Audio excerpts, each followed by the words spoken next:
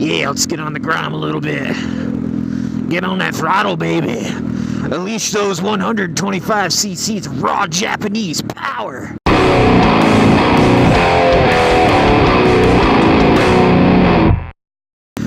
What's up, guys? It's your boy on bikes. Man, it's cold out. Alright, so really been trying to do a video review of the GROM. every time I've tried to do an actual test ride and review of this bike, I always get distracted and I end up talking about something completely off the wall and completely off topic. But I'm going to give it a shot. This is a 2014 Honda GROM. It is a 125. It is fuel injected. It's a small bike. It's got a very short wheelbase. It runs on 12-inch rims. The tires for it are absolutely dirt cheap. The suspension is non-adjustable, but it is nice. I put on a little holiday weight, I'm not gonna lie. So I'm about 180, 200 pounds right now. Let's get off it. We'll check it out. Crack my windscreen for years because I'm fogging up here. This is it. This is the GROM. This is how big they are. You know, I suppose a lot of guys could probably bench press this thing. I guess they weigh about 200 pounds. It holds a gallon and a smidge of fuel. It gets about... Honda advertises these as getting 100 miles per gallon. I have not tested that yet. I will test it come springtime. I am going to do a 100-mile challenge on this bike. This particular one's got a little slip-on pipe, so it sounds pretty good. Let's continue with the review. It's cold out today, guys, so I picked the worst day in the world to be able to do this. It's got very sport bike-like ergonomics. It's got very sport bike-like ergonomics. So the bars are down low. They are wider than what you would typically find on like a 600 Super Sport or a leader bike. But the seated position is very similar to what you would find on a 600 Super Sport or a leader bike. My feet are kind of underneath my butt. I am sitting up against the fuel tank. And seeing how this bike is so light and such a short wheelbase, and it's got these wide kind of dirt bike-like handlebars, it is very maneuverable. And I tell you what, the weird thing about when you first get on a motorcycle like this, especially if you're used to riding a bigger bike, is that the handling is so crisp and it's so immediate because there's nothing there. So riding this thing and carving up the turns is absolutely effortless. However, it is very small. It's got a small engine, so it's not a powerhouse by any means. But I mean, you can see I'm going uphill. I'm hitting some corners. I'm doing a solid 40, which is the speed limit on this road. But yeah, it is nice. Now, I can't say that you're going to want to go on any kind of long trip with this bike. It's just not what it's meant for. It's really meant for commuting around urban areas, I would think. It only holds just a shade over a gallon of fuel. And so, I mean, you can figure 80 to 90 miles probably between fill-ups, which with this thing is going to take you quite some time. I mean, let's say your commute is 10 miles to wherever you got to go for your job, you could do 8 or 9 of those. Well, you could basically ride to work and back on this thing all week long on $3 worth of gas. I do run it on cheap gas. It doesn't seem to mind. Running premium or anything in this bike doesn't seem to make a difference. So I run it on the cheap stuff. So I wouldn't be scared there.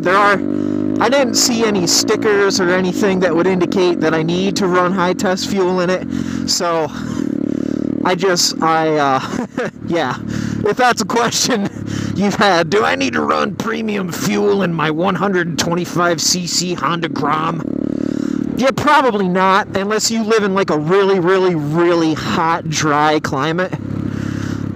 You might need to, but I doubt it, guys. I really doubt it. So, the power is good for the size this bike is. Forgive me for not being animated. It's quite cold out, and I'm really just trying to knock this out for you guys. I've been trying to do it for, weeks now. Months, even. And I'm just so freaking ADD. What else can I say about it? It's got disc brakes, front and rear. The brakes do work very well. It is a 4-speed. It does have a clutch. And this thing's, it's big enough to haul me around. I'm a 200-pound guy. I'm just shy of 6 feet tall. I have rode my wife here double. Yeah. I have had my wife on the back of this thing riding 2-up around town.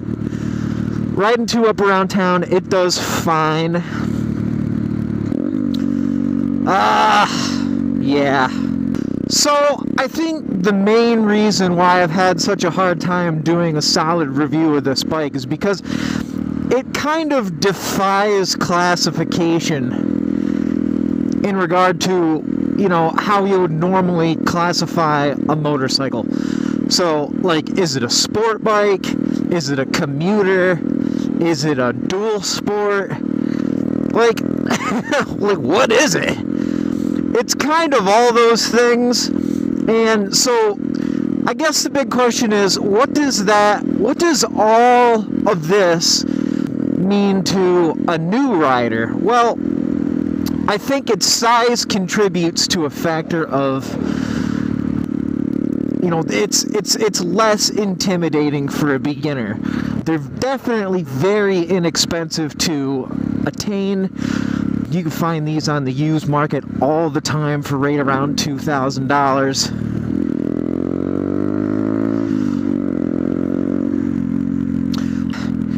And I think it's the bike, geez. Its size, man, I can't even. I think for a new rider, it's going to be less intimidating to get on this bike, but at the same time, like, it does kind of have a sporty, aggressive stance, and so it kind of takes away from that dweeb factor for somebody who would otherwise maybe started on like a scooter or something, you know. So there is that factor of it is a real motorcycle. It does have a 4-speed gearbox. It does have a clutch. It does teach you how to use all the mechanics of a regular motorcycle. And, you know, that being said, I guess, what does that mean for an experienced rider like myself? Well, it means that you get a peppy little machine that's great for zipping around town on. It's great for running errands. I mean, even to the next town for me is about 10 miles. And when the weather is nice, it's no problem on this bike. It doesn't really cruise at like 55 miles an hour, but I wouldn't expect it to, especially with me on it. I mean, I'm kind of a big guy. This is kind of a small bike. So, I mean, consider the fact that the thing does get such fantastic fuel mileage. I think the GROM it's so many things, and it's such a jack of all trades, and it's a master of fuel economy, really. I mean, that's what it comes down to. It is quick. It does handle really nice for what it is. Now, I mean, you could definitely put some knobbier tires on this thing. Dual sport it up, I guess, if you wanted to. But, I mean, I guess there's a lot of reasons why people buy the GROM. Honestly, you know, whether it's their first bike or whether it's their second or third bike, and they bought it, you know, just to get good fuel mileage on or just to bop around town on. You know, the possibilities are endless of why... Sorry, guys, I gotta open my hood. I'm fogging up. The possibilities are endless as to why somebody would buy this motorcycle. I mean, I know some people that would buy this bike just simply for the novelty alone of having this little tiny motorcycle. And I guess at the end of the day, whatever gets you on two wheels, I would never, with malicious intent, pick on somebody for what kind of motorcycle that they ride. I would never do that with the intent to actually hurt someone's feelings. I might pick on somebody for riding a Sportster and be like, oh, nice girl's bike, or whatever. And the GROM is no exception to that kind of tomfoolery. I mean, you should see the looks that I get riding around on this thing, especially this time of year when it's really cold out. So yeah, I mean, there's a lot of reasons to go buy one of these. Whatever the reason is, whatever you're... I mean, it is a very practical bike, for sure. You know, as far as getting you around in a frugal manner, and also while enjoying the freedom of being on two wheels with your aluminum steed. Actually, I think the frame on this is steel. To be honest with you, I'm almost positive it's steel. I'm like 98% positive it's steel. So, go get you a GROM. You won't regret it. I love it. We all love it. Who doesn't love the GROM? I've never talked to a person, had them be like, oh yeah, the GROMs are gay. Like, who wants one of those stupid things? No, everybody thinks it's cool, and a lot of people think it's cool for a lot of different reasons. So, the GROM is what it is. I think Honda definitely really came out with an interesting, unique machine that hit the market with a massive success.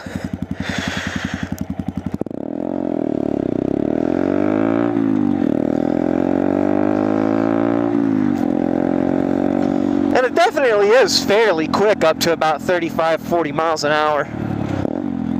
It does handle nice. Turn-in response is just ridiculous because it's so short. This particular GROM, I can shut my windshield now. This particular bike is equipped with like sportier kind of tires. They're not quite as aggressive as like maybe a dual sport tire or something like that. These are definitely more tarmac than dirt for sure. See, we'll just get out into traffic here. Bam, 35 in second gear, no problem. We can get out into traffic. We can get out of the way of people that aren't looking for a dude on a little tiny motorcycle. I guess that's about it. If you have any questions about this bike, I have had quite a bit of experience with this motorcycle. It is my own personal motorcycle. Feel free to leave a comment below. If you enjoyed this and found it entertaining or informative, don't forget to hit that subscribe button. Leave me a thumbs up. Share this video with your friends and your family. This has been fun. You guys have been great. I've been your boy on bikes, and this has been a review, not quite comprehensive, but a review nonetheless, of the first generation Honda GROM. And I'll catch you guys next time.